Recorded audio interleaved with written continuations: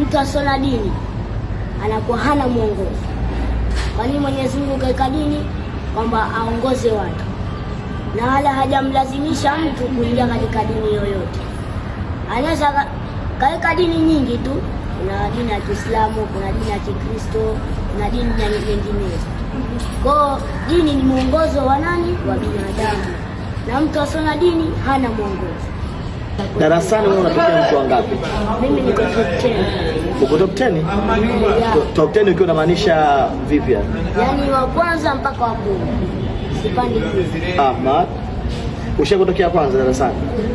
Ushakotokea wa pili? Wa tatu? Wa nne? Wa tano? Ushakotokea tano? Wa sita? Wa saba? Tayari. Wa nane? Wa tisa? Wa 10? Wa 11? Kwa nini mwisho wako umepasi wa 10, yani hapo ndo umefeli? Nimeanguka angu. Kwenye mtu ngapi? Kwenye mtu ngapi? 100.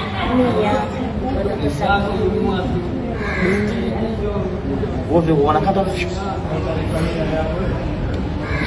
Ndoto yako ya kuja kuwa nani? Ndoto yangu wewe mwanasayansi. Kwa nini mwanasayansi? Mwanasayansi kwanza anakuwa mwanasayansi anavumbua vitu vingi.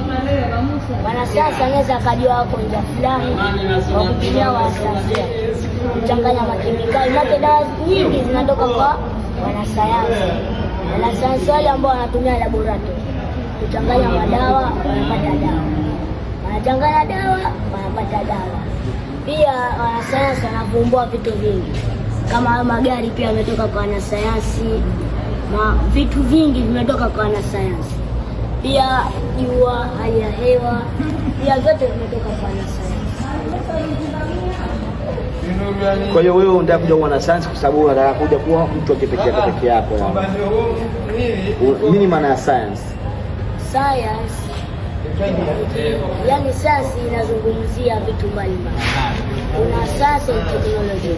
Science and technology kuna simu, kompyuta, na science ambayo ndio inazungumzia biology, yani somo letu civics sijafika kwa bado.